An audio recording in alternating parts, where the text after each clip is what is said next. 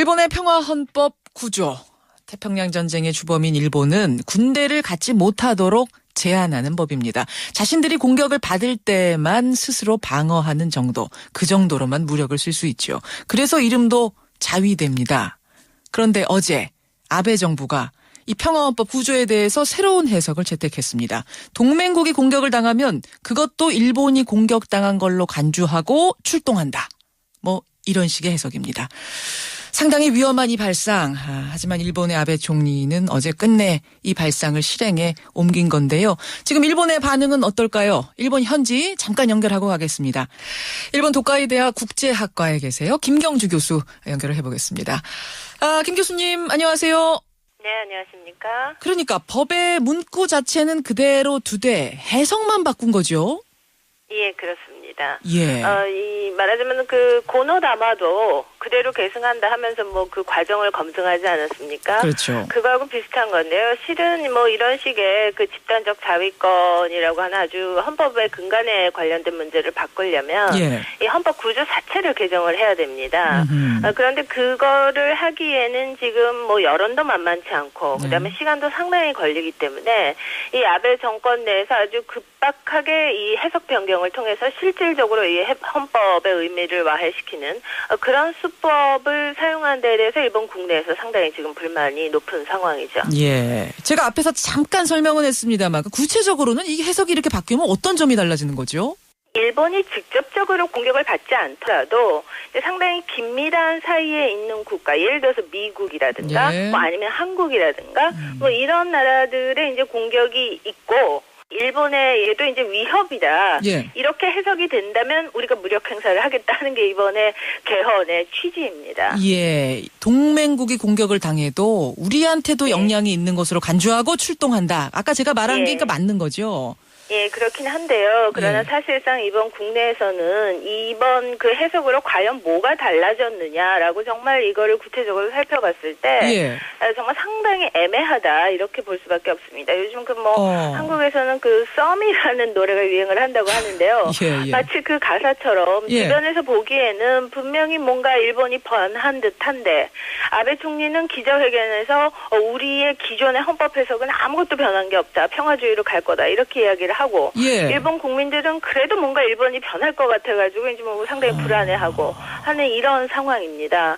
이번에 그 집단적 자위권이라는 것이 그렇게 뭐 어렵게 파고들자면 끝도 한도 없겠습니다만은 아주 단순한 개념이거든요. 예를 들어서 뭐 베트남이나 이라크전 같은데 우리 부대를 파병한 거와 비슷한 논리인데 이제 이 일본은 우리는 결코 그런 일은 하지 않는다. 우리가 권리를 갖고 있지만 결코 우리가 이제 해외에 나가서 전쟁하는 일은 없다. 뭐 이 부분을 상당히 강조를 합니다. 그러면서 그러나 거기에 뭐 일본의 애기라든가 엄마라든가 뭐 이런 아녀자들이 있을 때 우리가 가서 구해줘야 되지 않겠냐. 뭐 이런 식으로 자꾸 이 애매하게 이야기를 하고 있어서 이 기자들의 질문에도 제대로 이제 대답을 하지 않거든요. 이렇게 되다 보니 전체적으로는 왜 하필 지금 이거를 이렇게 서둘러 뜯어 고쳐야 되느냐. 이런 식으로 졸속 처리를 해야 되겠냐. 이 부분이 상당히 불만스러운 거고요. 지금 아베 총리 그 주변에서도 아니 그 이유는 이 아베 총리가 원하기 때문에 그런다. 아베 총리가 원하기 때문에 그런다. 수건이기 때문에 그런다. 뭐 이런 식의 답변밖에 지금 솔직히 나오고 있지 않습니다. 그러나 이제 그 큰 틀로 보면은 이번에 집단적 자위권에 대한 해석 변경의 가장 큰 그 목적은 역시 중국 견제라고 봐야 되겠죠. 그래서 그런가요? 미국도 굉장히 찬성을 하더라고요. 예, 그렇습니다. 집단적 자위권이라는 게 그 선제 공격과도 비슷한 그 개념이기 때문에 일본의 헌법에서는 기존에는 이 공격형 무기의 보유를 인정하지 않았었습니다. 그 헌법 해석상. 예를 들어서 뭐 폭격기라든가 대륙간 탄도미사일이라든가 이런 걸 보유를 안 했는데 이제 집단적 자위권은 우리가 어쩌면 행사할 수도 있다라는 이 전제에 서게 되면 당연히 그런 식의 군비 강화 쪽으로 나갈 수가 있겠고 그렇게 되면 당연히 이제 미국으로부터 무기를 수입을 하고 서로 간의 미일 동맹을 이제 강화하겠다 뭐 이런 방향으로 나가게 되겠죠. 미국이 그러니까 지지하는 이유가 있네요. 예, 그렇죠. 또 미국으로서는 요즘 그 재정 상태가 안 좋아서 그 동맹에게도 이제 응분의 역할을 해라 뭐 이런 얘기를 계속 하고 있지 않습니까? 그런 상황에서 일본이 뭐 손들고 우리는 열심히 하겠습니다 뭐 이러고 있는 꼴이죠.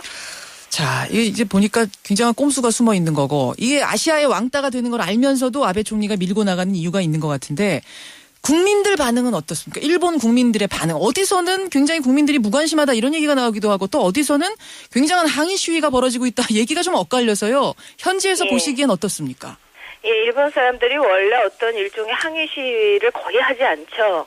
그러나 이번에 이 문제와 관련해서는 연일 합계 10,000명 이상의 사람들이 모였다고 하니까 사회적으로 상당히 파장이 큰 문제인 것만큼은 사실입니다. 각종 여론조사를 보더라도 아사히 신문, 니케이 신문, 그다음에 마이니치 신문 이게 다 이제 50% 이상이 반대다 이렇게 의견을 내놓고 있거든요. 그런데 문제는 뭐냐면은 이 일본의 국민 여론을 그대로 반영하는 모습으로 지금 일본 국회가 형성이 돼 있냐 그러면 그렇지 않고 일본 국회 자체의 국회의원들의 의견을 물어보면 80% 이상이 지금 찬성을 하고 있습니다. 그러니까 자민당이 지금 의석수가 상당히 많고 그다음에 연립을 하고 있는 공명당이 이번에 여기에 참여하면서 결과적으로 그렇게 된 거죠.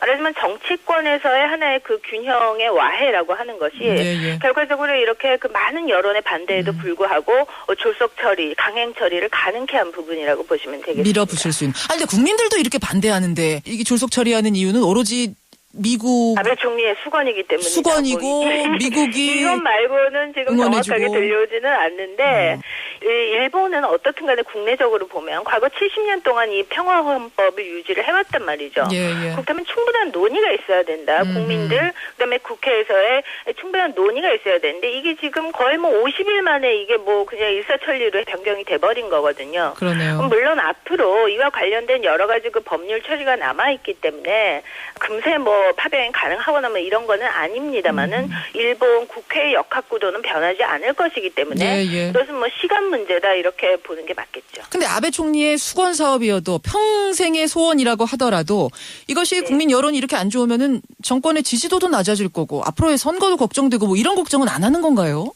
예, 그 지지도가 낮아지고는 있습니다. 지금 40%대 초반 정도가 나오고 있는데요.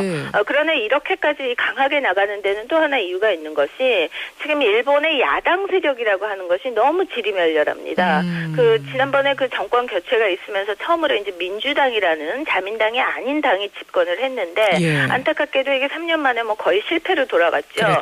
이렇게 되면서 이제 야당 세력이 상당히 기세가 꺾여 있고 아까 말씀드린 대로 그 국회 전체로 봤을 때는 한 20-30%밖에 안 되는데 이 사람들도 다 서로 간에 의견이 달라요. 그래서 이 아베가 어떻든 다음에 어떻게 하더라도 이제 내가 선거를 돌파할 수 있다 이렇게 보고 있는 거고 그런 의미에서 실은 일본 국내에서 임기가 아직 남아있음에도 불구하고 지금 인기가 아직까지 본격적으로 떨어지기 전에 소비세가 더 오르기 전에 내년쯤에 한 번 더 선거를 해서 앞으로 4년을 더 하겠다 이런 소식도 있습니다. 견제 세력이 없는 거군요. 지리멸렬한 야당. 그것도 하나 이렇게 횡포를 부릴 수 있는 이유 중에 하나다.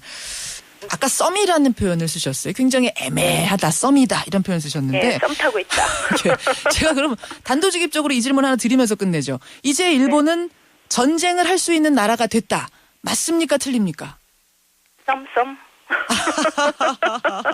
전쟁을 하고자 마음을 먹는다면 어떤 방법으로 전쟁을 하려고 하는 것 같은데 전쟁은 안 하겠다고 하고 있고 그럼에도 불구하고 전쟁이라는 것은 발생을 하면 개입을 하게 되지 않을까. 근데 적어도 개입할 수 있게 장치는 풀어놨다. 이것이 정확한 진단이 되겠죠. 여기까지 말씀 듣죠. 고맙습니다. 감사합니다. 일본 현지 연결했습니다. 일본 도카이 대학 국제학과의 김경주 교수였습니다.